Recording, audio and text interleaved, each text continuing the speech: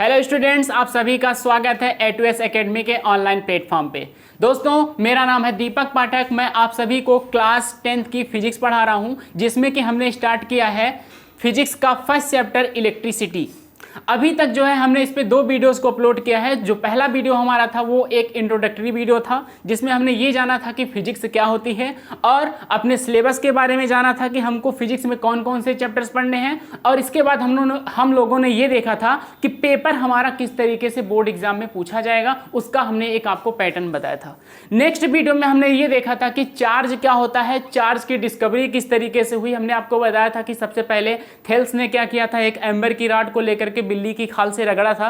ठीक है, उसके बाद विलियम गिलबर्ट के पास हो गई। विलियम गिलबर्ट ही बहुत सालों तक उस पर सर्च किए, लेकिन उन्होंने जो है एक प्रॉपर जो है उसका मैकेनिज्म नहीं बता पाए। इसके बाद किसके पास वो मैटर गया, पूरा बेंजामिन फ्रैंकलिन के पास, और उन्होंने उसके बारे में एक अच्छे से पूरा नॉलेज दिया, बताया कि भाई ये जो है इसमें 2 प्रकार के चार्जेज होते हैं, जो एक पॉजिटिव होता है और दूसरा नेगेटिव होता है। इसी के कारण क्या होता है, ये सारी चीज़ें एक दूसरे को अट्रैक्ट कर रही हैं। ये सारी चीज़ें हमने क्या किया था, दूसरे वीडियो तक देखा था।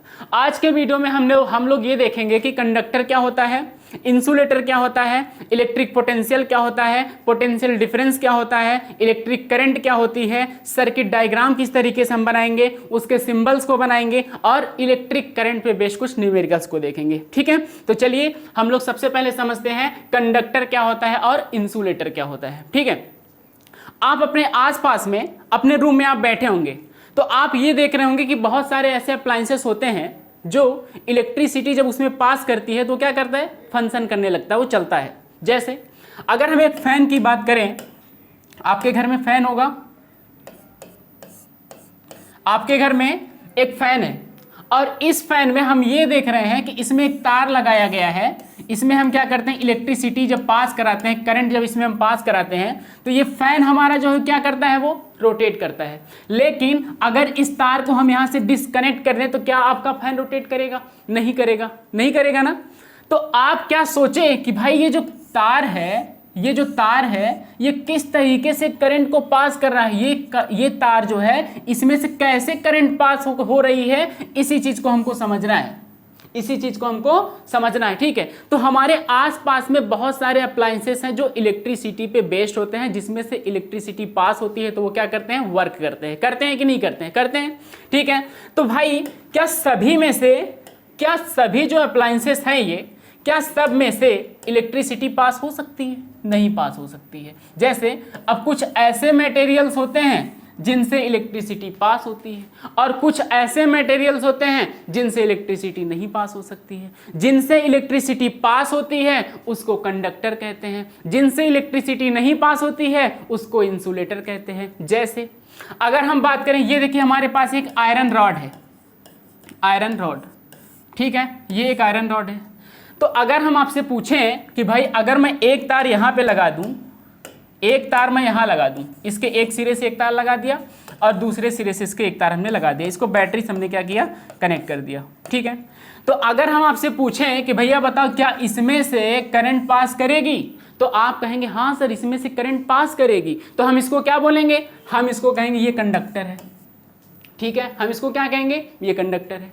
ठीक है, और इस आयरन रॉड को हटा करके हम यहाँ पे एक अगर रबड़ पीस को कनेक्ट कर दें, तो आप ये देखेंगे कि इस रबड़ पीस से जो है करंट नहीं पास कर रहे हैं। तो हम पूछेंगे ये क्या है, तो आप कहेंगे सर ये इंसुलेटर है। बात समझ में आ रही है? अगर कोई आपसे पूछता है कंडक्टर क्या है, तो आप कहना कि सर जिससे करंट पास होती है उसको कंडक्टर कहते हैं। ठीक है, हम पूछे कि इंसुलेटर क्या है, तो आप कहना कि सर जिसमें से करंट नहीं पास होती है उसको इंसुलेटर कहते हैं। ठीक है, अब बात ये आपके दिमाग में चल रहा होगा कि सर ये जो आयरन रॉड आप लिए हैं इससे तो करंट पास हो जा रहा है, जबकि आप जो रबड़ रॉड की बात कर रहे हैं, ये देखिए हमारे पास ये एक आयरन रॉड है और ये एक रबड़ की प्लास्टिक, ये एक रबड़ है।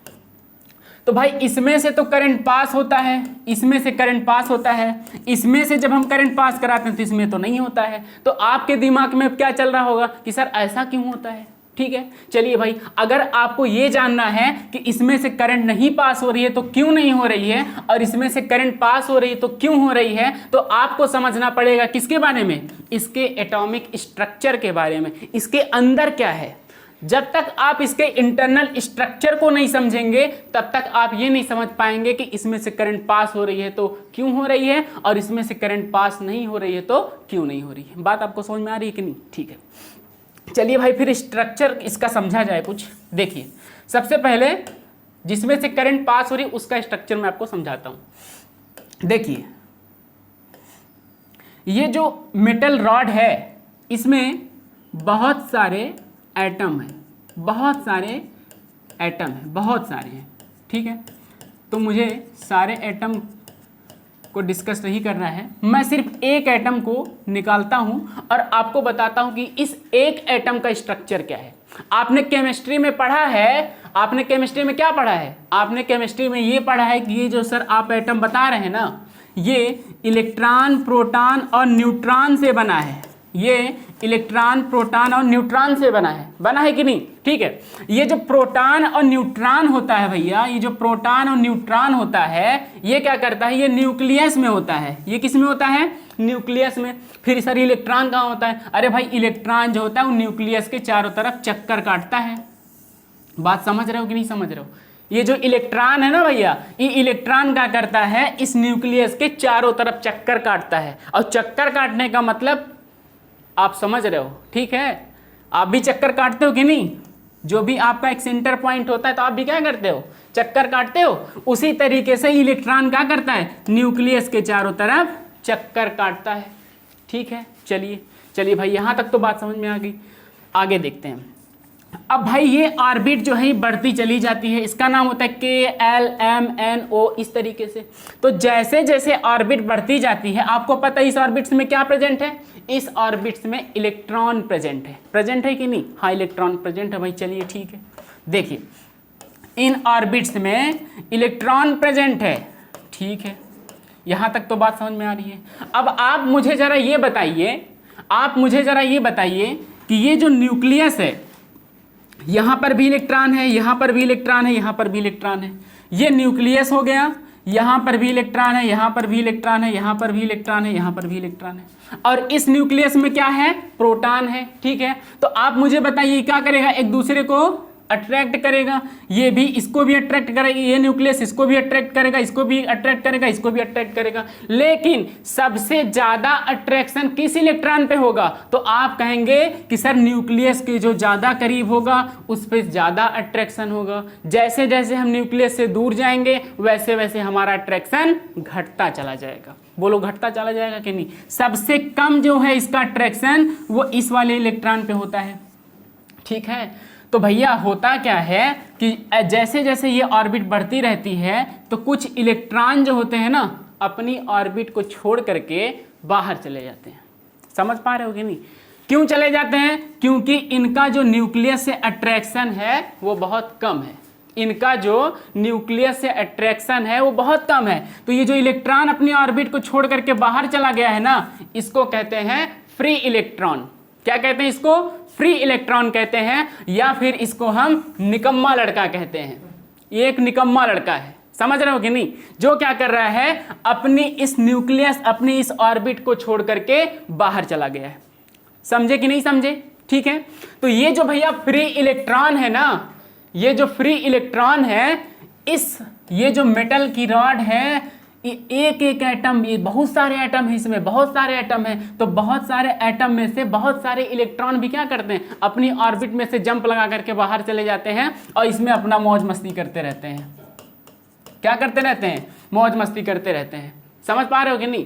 क्या करेंगे? मौज मस्ती सब कर रहे हैं भैया। देखो फिर अब जैसे ही हम इसमें क्या करते हैं, इसको बैटरी से कनेक्ट करते हैं तो इलेक्ट्रॉन कहते हैं आ जाओ भाई, अब तो हमारा काम बन गया।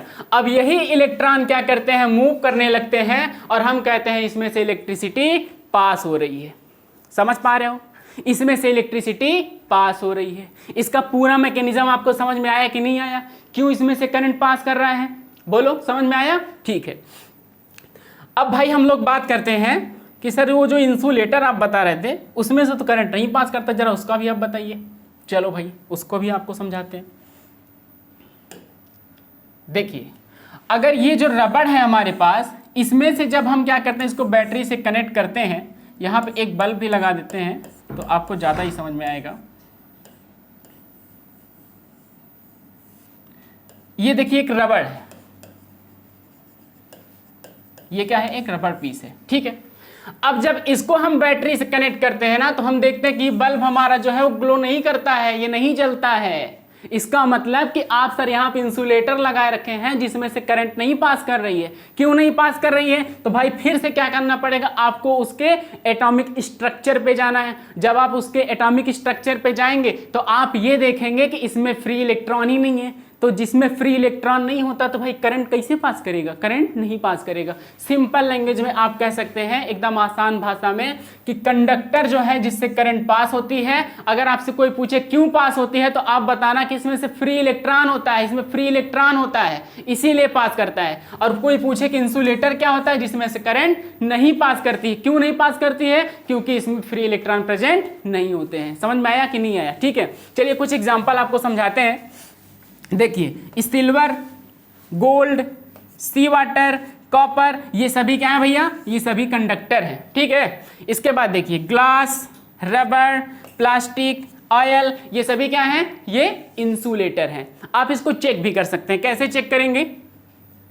आप इन सभी को चेक कर सकते हैं। देखिए कैसे चेक करेंगे आप क्या करिए, दो तार ले लीजिए और इसको बैटरी से कनेक्ट कर दीजिए। बैटरी से इसको आप इस तरीके से कनेक्ट कर दीजिए। यहाँ पे एक छोटा सा बल्ब लगा लीजिएगा भैया, छोटा सा बल्ब लगा लीजिए और ये तार दोनों ऐसे रखे रहिए, ठीक है। एक बार आप क्या करिए कि यहाँ पे जो भी आपको पता करना है कि कंडक्टर है कि इंसुलेटर, आप इसको क्या करिए, एक सिरे से यहाँ तार के इस सिरे से और दूसरा जो है सिरा उसका तार के इस सिरे से कनेक्ट कर दीजिए। जैसे मुझे ये चेक करना है ये क्या है, कंडक्टर है कि इंसुलेटर, तो हमको क्या करना है, बस यहीं पे इसे लगा देना है, ठीक। अब अगर ये बल्ब हमारा ग्लो कर जाएगा तो हम कहेंगे कंडक्टर, ये कंडक्टर। अगर बल्ब हमारा नहीं ग्लो करेगा तो हम कहेंगे ये इंसुलेटर। समझ में आया कि नहीं आया? ठीक है, कंडक्टर और इंसुलेटर आपको समझ में आ गया। चलिए अब हम लोग आगे थोड़ा सा समझते हैं। इसी में एक मटेरियल हमारे पास और होता है जिसको हम कहते हैं सेमी कंडक्टर। जिसको क्या कहते हैं भैया? Semi conductor.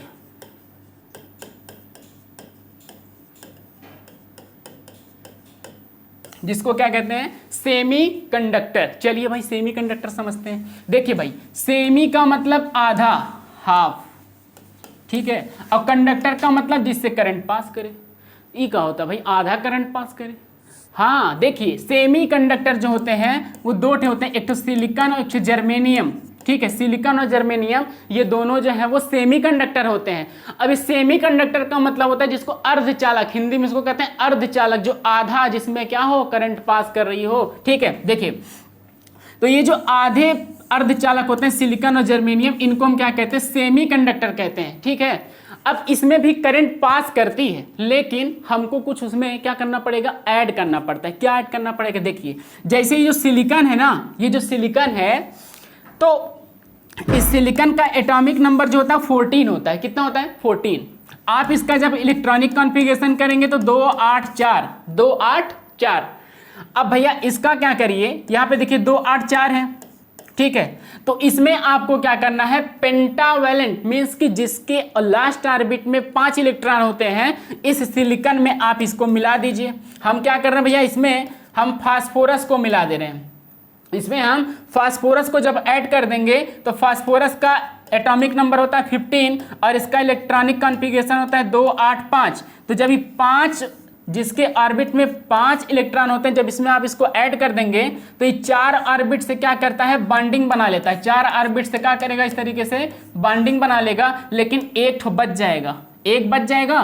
तो अब ई क्या करेगा? भी चक्कर काटना स्टार्ट कर जाएगा। इस तरीके से बहुत सारे एटम सिलिकॉन के होंगे, बहुत सारे एटम फास्फोरस के होंगे, तो आपस में बहुत सारी बॉन्डिंग बनेगी और साथ ही साथ बहुत सारे फ्री इलेक्ट्रॉन भी हो जाएंगे, जिससे क्या करेगा? करंट पास करने लगता है। तो उस टाइप के मटेरियल को हम क्या कहते हैं? सेमी कंडक्टर कहते हैं, ठीक है। चलिए बात आपको समझ में आ गई। कंडक्टर क्या होता है, सेमी कंडक्टर क्या होता है और इंसुलेटर क्या होता है। क्लियर हुआ कि नहीं हुआ? ठीक है, चलिए आगे हम लोग समझते हैं।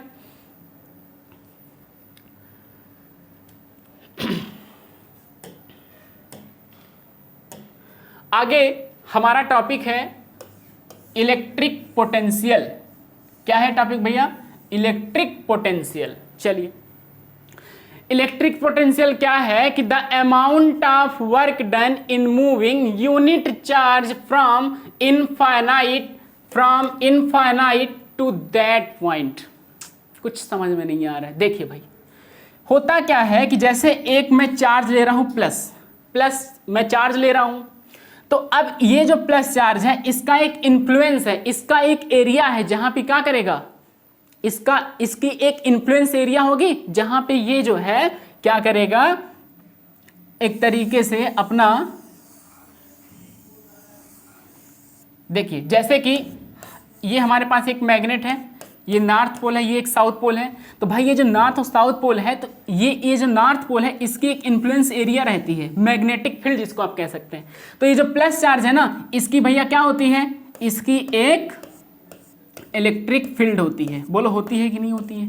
इसकी भी एक इलेक्ट्रिक फील्ड होगी कि अगर इसके बाहर इसके अंदर, मीन्स ये इसकी एक इलेक्ट्रिक फील्ड है। यहां तक तो कोई दिक्कत नहीं है इन सभी चीजों में, ठीक है। जिस तरीके से इस मैग्नेट की मैग्नेटिक फील्ड है, उसी तरीके से ये जो प्लस चार्ज हमने यहां पे लिया है इसकी एक इलेक्ट्रिक फील्ड है कि नहीं? चलिए आगे बढ़ा जाए।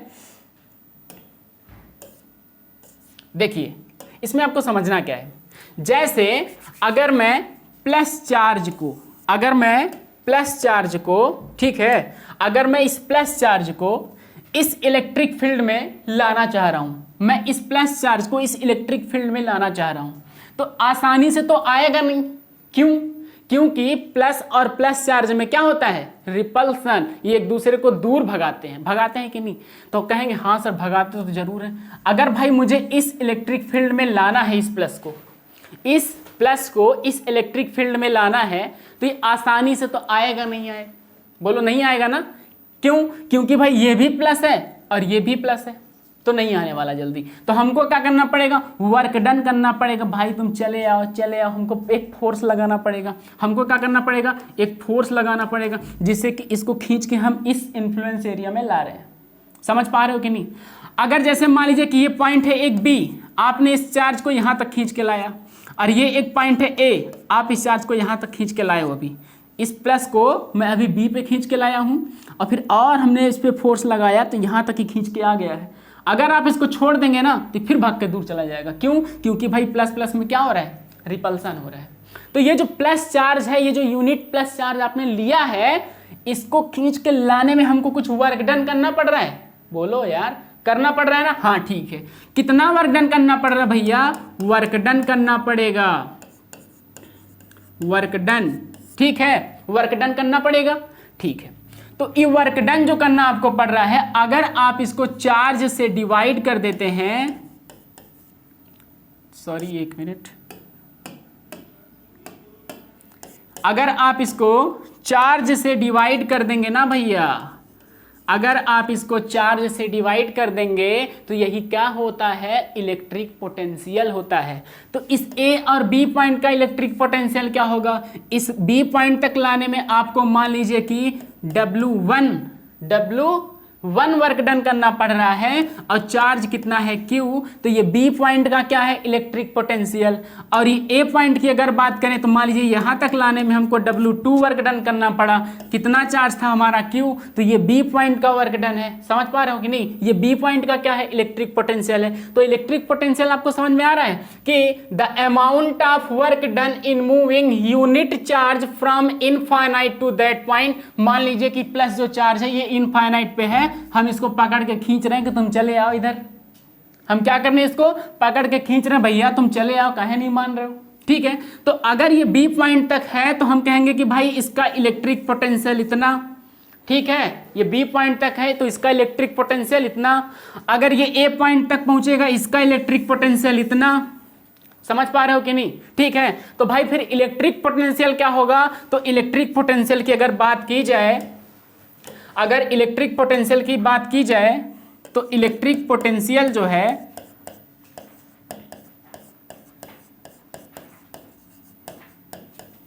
Electric potential is equal to work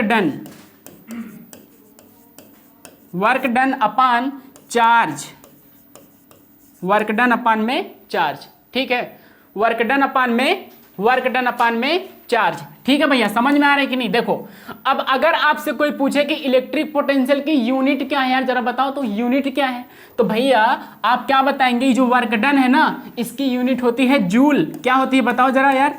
joule, ठीक है। और चार्ज की यूनिट क्या होती है? कूलम्ब। चार्ज की यूनिट क्या होती है? कूलम्ब। तो आप कह सकते हैं कि जूल पर कूलम्ब, ठीक है। तो इलेक्ट्रिक पोटेंशियल की यूनिट क्या हो जाएगी? जूल पर कूलम्ब। समझ पा रहे हो कि नहीं? ठीक है। या फिर आप कह सकते हो इसको वोल्ट। आप इसको क्या कह सकते हो? वोल्ट। या फिर ये फार्मूला आपका जो है V बराबर W अपान में Q, यही क्या है भैया? इलेक्ट्रिक पोटेंशियल है। समझ में आया कि नहीं आया? आगे बढ़ा जाए, चलिए आगे समझते हैं। अब हम लोग समझते हैं इलेक्ट्रिक पोटेंशियल। अब हम लोग क्या समझते हैं? इलेक्ट्रिक पोटेंशियल या फिर पोटेंशियल डिफरेंस। सॉरी, अब हम लोग समझेंगे पोटेंशियल डिफरेंस। देखिए एक मिनट, हम लोग समझते हैं। एक मिनट बेटा, पॉज करिए वीडियो जरा, पानी से प्यास लगा है हमको। तो चलिए बच्चों, अब हम लोग समझते हैं पोटेंशियल डिफरेंस के बारे में। किसके बारे में समझेंगे? पोटेंशियल डिफरेंस के बारे में। देखिए हमने आपको क्या बताया था इलेक्ट्रिक पोटेंशियल में? इलेक्ट्रिक पोटेंशियल हमने ये बताया कि ये अगर एक चार्ज है, ये अगर एक चार्ज है तो इसकी क्या है? एक इलेक्ट्रिक फील्ड होगी, इसकी एक इलेक्ट्रिक फील्ड है। अब अगर आप यूनिट चार्ज को, अगर आप +1 कूलम्ब चार्ज को इनफाइनाइट से अगर इस इन्फ्लुएंस में लाएंगे तो आपको वर्क डन करना पड़ेगा कि नहीं करना पड़ेगा? इस चार्ज को अगर आप इधर लाएंगे तो आपको वर्क डन करना पड़ेगा। क्यों करना पड़ेगा? क्योंकि प्लस और प्लस में क्या होता है? रिपल्सन, ये दूर भागता है, तो आपको इसको खींच के लाना ही पड़ेगा, लाना पड़ेगा, ठीक है। अब अगर मान लीजिए भाई ये पॉइंट हमारा B था और ये पॉइंट हमारा A है, ये अभी चार्ज हमारा जो है यहाँ पे पहुँचा है, फिर इसके बाद हमने यहाँ पे इसको लाया, अब खींच के धीरे धीरे हम इसको ला रहे हैं।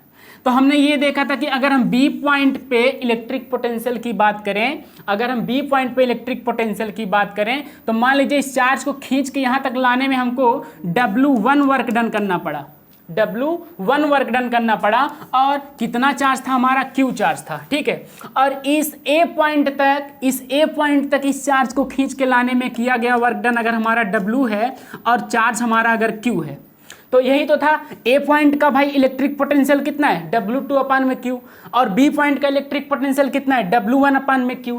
तो अगर हम पोटेंशियल डिफरेंस की बात करेंगे, अगर हम इस A और B के बीच में इलेक्ट्रिक पोटेंशियल या फिर पोटेंशियल डिफरेंस की बात करें, अगर इसको हम निकालना चाहें तो हम क्या निकालेंगे? इन दोनों के बीच का डिफरेंस, इन दोनों के बीच का डिफरेंस। तो आप कहेंगे कि सर ये B पॉइंट है तो VB minus VA is equal to W1 upon में Q माइनस W2 अपान में Q।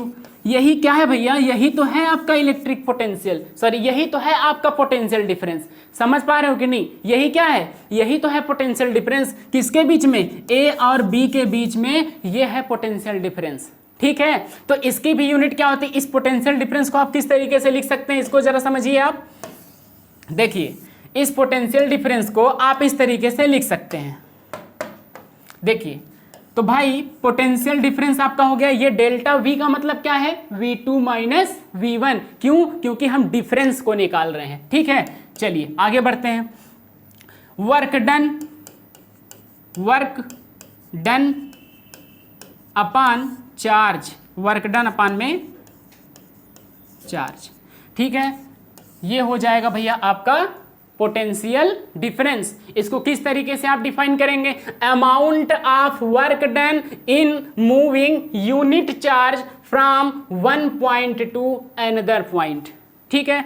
एक पॉइंट से दूसरे पॉइंट तक किसी चार्ज को ले जाने में किया गया कार्य जो है वही क्या कहलाता है? पोटेंशियल डिफरेंस कहलाता है। इसको एक एग्जांपल से आप और समझिए। जैसे भाई एक हमारे पास पॉइंट है A और दूसरा पॉइंट है हमारे पास B, दूसरा पॉइंट है हमारे पास B। अगर यहां से हम 1 कूलम्ब चार्ज को इस B पे लेके जाना चाहते हैं, इस B पॉइंट पे लेके जाना चाहते हैं, तो फिर पोटेंशियल डिफरेंस क्या होगा? तो पोटेंशियल डिफरेंस होता है VB माइनस VA अपान वर्क डन अपान में चार्ज, और चार्ज कितना है भैया, 1 कूलम का चार्ज है। तो ये क्या हो जाएगा, potential difference between A and B, A और बी के बीच का ये क्या हो जाएगा, पोटेंशियल डिफरेंस हो जाएगा। बताओ समझ में आया कि नहीं आया? ठीक है, ये क्या हो जाएगा, potential difference between A and B. ठीक है, क्लियर हो गया? चलिए, समझ में आया आपको पोटेंशियल डिफरेंस क्या होता है? चलिए, अभी भैया जो पोटेंशियल डिफरेंस होता है ना, इसकी भी यूनिट क्या होती है, जूल पर कूलम। इसकी भी यूनिट क्या होती है, जूल पर कूलम, या फिर इसको आप और क्या कह सकते हैं, वोल्ट आप इसको कह सकते हैं। आप इसको और क्या कह सकते हैं, वोल्ट कह सकते हैं। ठीक है भाई, समझ में आ रहा है? तो फिर सर आप हमको जरा ये बताइए, वो जो इलेक्ट्रिक पोटेंशियल में आप बताए थे और ये जो पोटेंशियल डिफरेंस हम बताए थे, दोनों तो सेम ही है, क्योंकि वहां भी आपने वोल्ट बताया था और यहां भी आप वोल्ट बता रहे हैं, यहां भी जूल पर कूलम बता रहे हैं, फिर दोनों में डिफरेंस क्या है? अरे भैया तुम लोग पागल हो, इधर समझो जरा। देखो, आप जरा मुझे ये बताइए, प्रेशर, अगर हम प्रेशर की बात करें, प्रेशर इज इक्वल टू क्या होता है, बताओ जरा यार। Pressure is equal to force upon area होता है कि नहीं? तो इसकी यूनिट की अगर बात करें तो न्यूटन पर मीटर स्क्वायर। आप कहें हाँ सर प्रेशर की यूनिट तो ही होती है। हम आपसे पूछे प्रेशर डिफरेंस की यूनिट क्या होगी, तो भाई आप लोग अरे सर प्रेशर डिफरेंस, अरे भाई प्रेशर डिफरेंस की भी तो यूनिट वही होगी, न्यूटन पर मीटर स्क्वायर, कि कुछ अलग हो जाएगा? नहीं अलग होगा ना। अरे भाई टेम्परेचर की यूनिट केल्विन, तो टेम्परेचर डिफरेंस की यूनिट क्या होगी, केल्विन ही तो होगी, अलग तो नहीं होगी ना। प्रेशर की यूनिट न्यूटन पर मीटर स्क्वायर, ठीक है, तो प्रेशर डिफरेंस की यूनिट न्यूटन पर मीटर स्क्वायर ही तो होना चाहिए ना। उसी तरीके से इलेक्ट्रिक पोटेंशियल की यूनिट अगर वोल्ट है या फिर जूल पर कूलम है, तो क्या पोटेंशियल डिफरेंस की यूनिट कुछ अलग हो जाएगी? नहीं भाई, वही होगा, क्या, वोल्ट या फिर जूल पर कूलम। बात क्लियर हुई कि नहीं? चलिए, एक आपको इस पे न्यूमेरिकल बताते हैं, जिससे कि इससे रिलेटेड जो आपके पेपर में क्वेश्चन आए उसको आप बहुत आसानी से कर पाओ। ये देखिए क्वेश्चन लिखा है कि how much work is done in moving a charge of 2 coulomb, charge of 2 coulomb a point at 118 to 128 volt. ठीक है भैया, 128 वोल्ट। ये देखिए पॉइंट है ए और ई पॉइंट है B.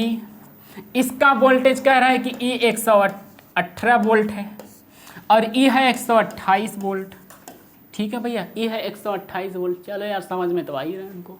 How much work is done in moving a charge of 2 coulomb from a point at, भैया 2 coulomb का चार्ज है, कहाँ पड़ा है, वो ए पॉइंट पे पड़ा है। ये कह रहा है इसको आप बी पॉइंट पे लेके जाइए, तो भैया का बी पॉइंट पे ऐसे चला जाएगा का? नहीं जाएगा। क्या करना पड़ेगा? वर्क डन करना पड़ेगा। अरे भाई कितने का वर्क डन करना पड़ेगा? हम कहेंगे W वर्क डन करना पड़ेगा।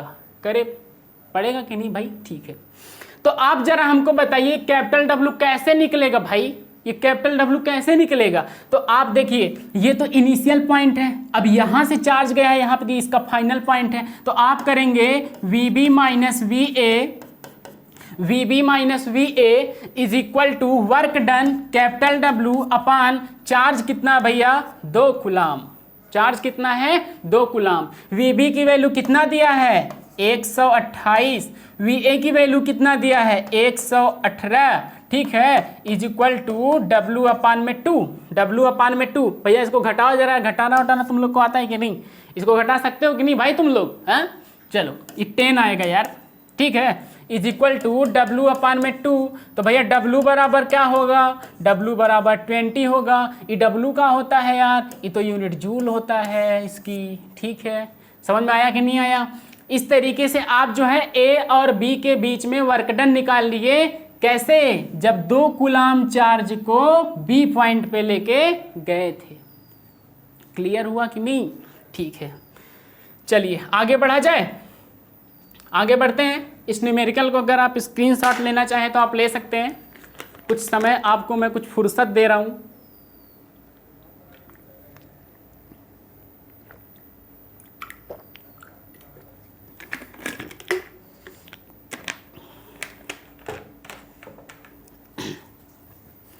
आगे बढ़ा जाए, चलिए समझते हैं भाई। फिर अब इस न्यूमेरिकल को हटाते हैं और कुछ चीज़ें इसमें आपको थोड़ा बहुत और समझा देते हैं। इसका चक्कर अब मत लीजिएगा, ये क्वेश्चन हमने आपका सॉल्व कर दिया है, ख़त्म।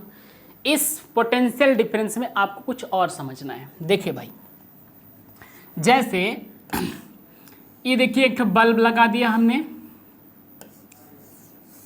ये एक ठो बल्ब है, ठीक है, और ये लग गया भैया एक ठो बैटरी। का है ये? बैटरी। चलो यार ठीक है, सही कह रहे हो। आगे लो भैया, एक ठो स्विच लगा दिया,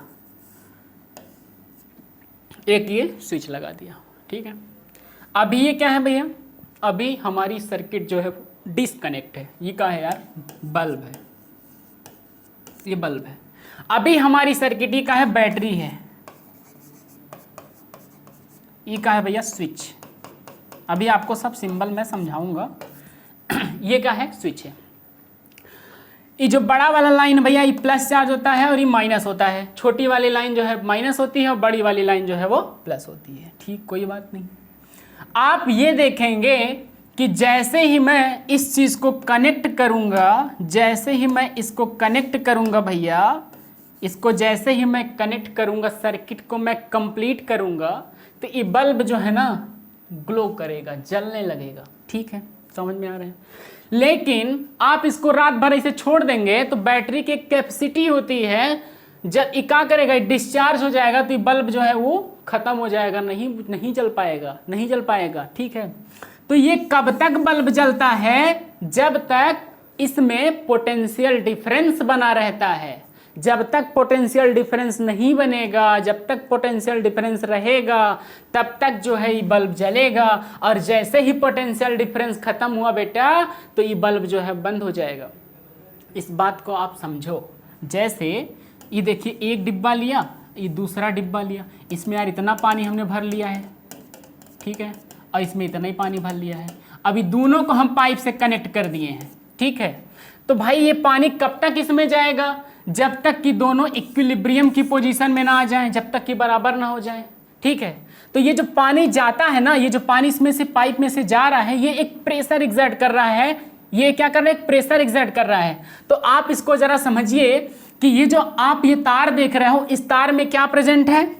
इस तार में प्रेजेंट है इलेक्ट्रॉन। बहुत सारे इलेक्ट्रॉन हैं, आराम से ये लोग मटर गश्ती इधर ही कर रहे हैं, घूम टहल रहे हैं सब, ठीक है। अब आप इनको कहेंगे कि भैया बैटरी वैटरी मत लगाइए और जाओ यार तुम घूम टहल के आओ, कौन नहीं जाने वाले। तो इनको क्या करना पड़ता है? दादाजी यहाँ से आते हैं और डंडा लेकर मारना स्टार्ट करते हैं, तो ये लोग भागते हैं बहुत तेज से। ये लोग क्या करेगा? अब सारे इलेक्ट्रॉन, जब दादाजी इधर से डंडा लेके जाएंगे ना, तो सारे इलेक्ट्रॉन डर के मारे क्या करेंगे बेचारे? सारे इलेक्ट्रॉन डर के मारे भागते हुए इधर आएंगे प्लस वाले पॉइंट के पास, समझ रहे हो। और ये जब इलेक्ट्रॉन मूव करना स्टार्ट कर दिए ना बेटा, तो ये बल्ब हमारा ग्लो करने लगेगा, ठीक। और दादाजी जहां हमारे सरेंडर हुए, जहां वो डंडा उंडा लेकर आराम से बैठे थक गए, तो समझ लो फिर बल्ब हमारा नहीं ग्लो करेगा। क्यों? क्योंकि इलेक्ट्रॉन ही नहीं मूव करेगा। तब ये सब कहेंगे रे दादा दादा तो गए यार, थक गया होगा बेचारा, चलो हम लोग मौज मस्ती करते हैं। समझ रहे हो कि नहीं? ठीक है। तो भैया ये इलेक्ट्रॉन जो है ना, ये जो इलेक्ट्रॉन है तभी मूव करेगा जब इसको एक वोल्टेज मिलता है। मीन्स ये जो वोल्टेज होता है ना, ये दादा है, और ये क्या करते हैं? इलेक्ट्रॉन को धक्का मारते हैं, यार तुम आगे जाओ ना, बहुत मार मारेंगे तुमको। समझ रहे हो कि नहीं? समझ में आ रहा है कि नहीं? तो ये इलेक्ट्रॉन को क्या करते हैं? धक्का मारते हैं। इसका मतलब कि यहाँ से इस बैटरी से एक प्रेशर एग्जर्ट हो रहा है, दैट इज वोल्टेज। और ये वोल्टेज ही क्या कर रहा है? ये इलेक्ट्रॉन को धक्का मार रहा है, तो सारे इलेक्ट्रॉन जो है बेचारे आराम से अब मूव कर रहे हैं। और जैसे ही ये वोल्टेज दैट इज प्रेशर इस बैटरी का खत्म हुआ, ये बैटरी आपकी डिस्चार्ज हो जाएगी, बल्ब आपका जलना बंद कर जाएगा। समझ रहे हो? अपने घर पर बहुत सारा तुम लोग बैटरी उटरी लगाए हो, और उसमें ज़रा इस तरीके से करके देख लेना, ठीक है। तो ये पोटेंशियल डिफरेंस ही तो है भाई। यहाँ से जब तक ये पोटेंशियल डिफरेंस नहीं बना रहेगा, जब तक ये पोटेंशियल डिफरेंस बना रहेगा, तब तक बल्ब जलेगा। जैसे ही पोटेंशियल डिफरेंस इक्विलिब्रियम की पोजीशन में आया, तुरंत आपका बल्ब जलना बंद कर जाएगा, ठीक है। तो आज के वीडियो में हमने क्या क्या देखा? हमने देखा कंडक्टर क्या होता है, इंसुलेटर क्या होता है, ठीक है। कंडक्टर क्या होता है? कंडक्टर क्या होता है, इंसुलेटर क्या होता है, इलेक्ट्रिक पोटेंशियल क्या होता है, पोटेंशियल डिफरेंस क्या होता है, और उसके बेस्ड एक हमने इस पे एग्जांपल देखा कि नहीं? ठीक है। अब नेक्स्ट वीडियो में हम लोग ये देखेंगे इलेक्ट्रिक करंट क्या होती है, सर्किट डायग्राम क्या होता है, फ्लो ऑफ करंट क्या होता है, किस तरीके से इलेक्ट्रॉन मूव करते हैं, करंट किस तरीके से मूव करती है, इन सारी चीज़ों को हम लोग नेक्स्ट वीडियो में देखेंगे। ठीक है मेरे प्यारे बच्चों, मेरे प्यारे स्टूडेंट्स, अगर आप सभी को ये वीडियो अच्छा लगता है तो आप प्लीज़ इसको लाइक, शेयर एंड सब्सक्राइब करना ना भूलें। जय हिंद, मिलते हैं नेक्स्ट वीडियो में।